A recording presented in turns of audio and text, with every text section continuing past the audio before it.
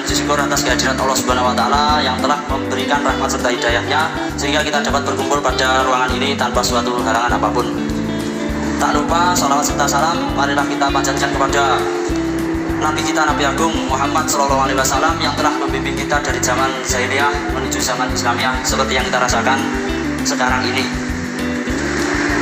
Berdirinya kami di depan sini akan mempresentasikan tentang diskusi dari kelompok kami tentang fikih, usul fikih dan qawaid al-fiqhiyah. Sebelumnya, perkenalkan nama saya Wisdan Al-Huriza. Saya Vivi Nur Irawati.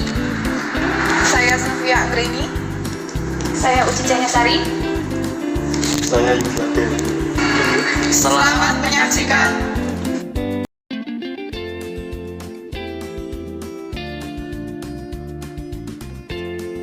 Baik, kita langsung masuki saja bab 2, yaitu pembahasan.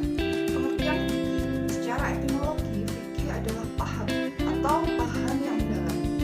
Fikih juga dapat dimaknai dengan mengetahui sesuatu dan memahaminya dengan benar.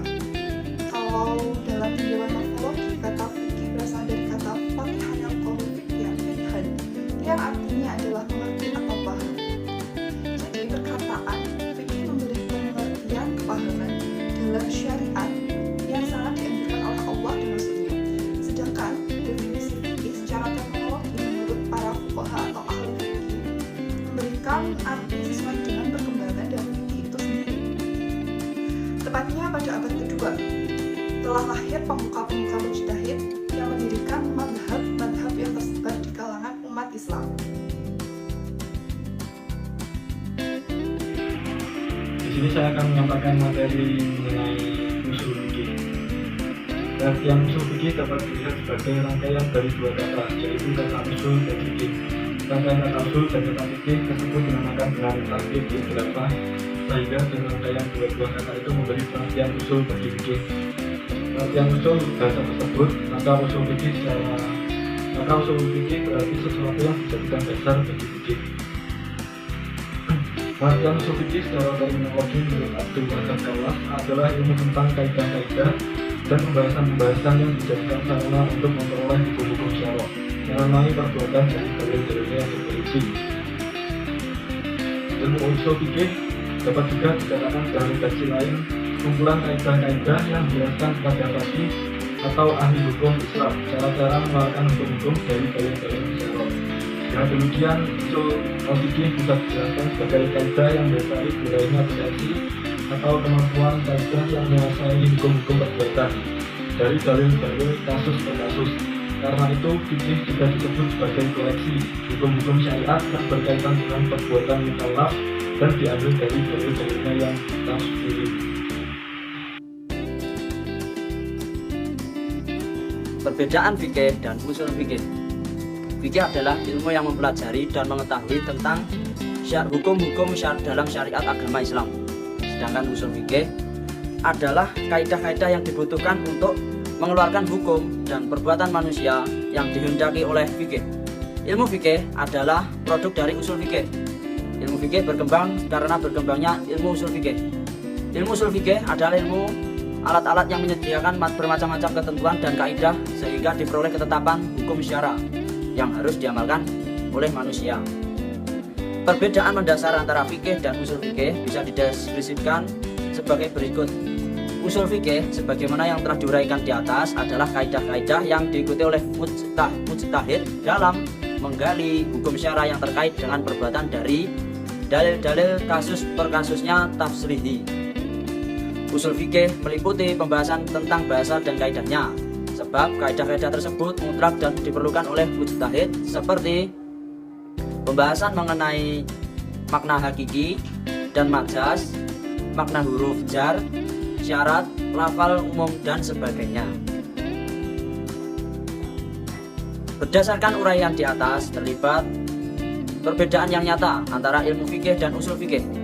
Kalau ilmu fikih berbicara tentang hukum fikih dari suatu perbuatan, maka ilmu usul fikih bicara tentang metode dan proses bagaimana menemukan hukum itu sendiri.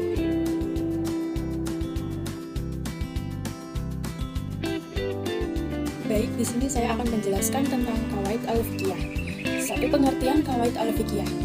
qawaid al-fiqhiyah yaitu ada dua kata, yaitu qawaid dan fiqhiyah. Kata qawaid merupakan bentuk jamak dari kata kaidah. Dalam istilah bahasa Indonesia dikenal dengan kata kaidah, yang berarti aturan atau patokan. Dalam tinjauan terminologi, kaidah mempunyai beberapa arti. Dr. Ahmad Asy-Syafi'i menyatakan bahwa kaidah adalah hukum yang bersifat universal atau kuli yang diikuti oleh satuan-satuan hukum juzi yang banyak.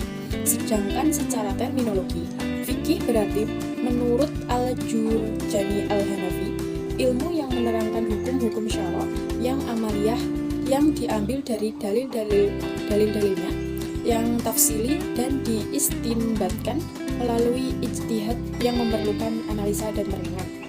Dari uraian pengertian di atas, baik mengenai qawaid maupun fiqhiyah, maka yang dimaksud dengan qawaid fiqhiyah adalah sebagaimana yang dikemukakan oleh Imam Tajuddin As-Subki, yaitu suatu perkara kuli yang bersesuaian dengan juz'iyah yang banyak yang daripadanya diketahui hukum-hukum juz'iyah.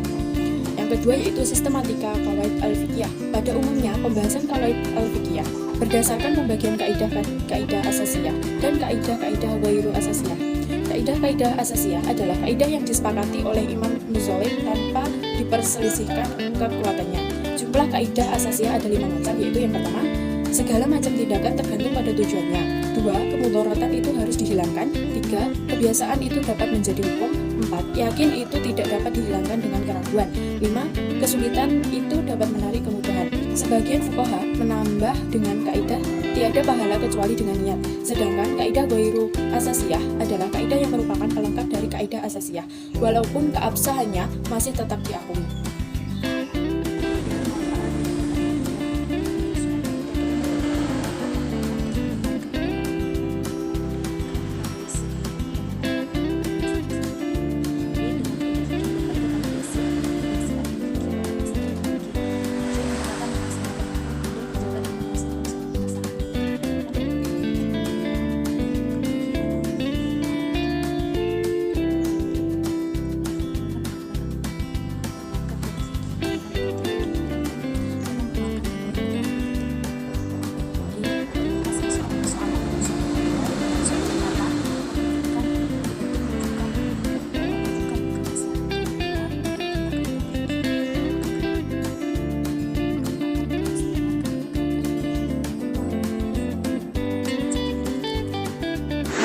Sekian dari kelompok kami, ada kurangnya mohon maaf. Wabillahi taufiq wal hidayah. Wassalamualaikum warahmatullahi wabarakatuh.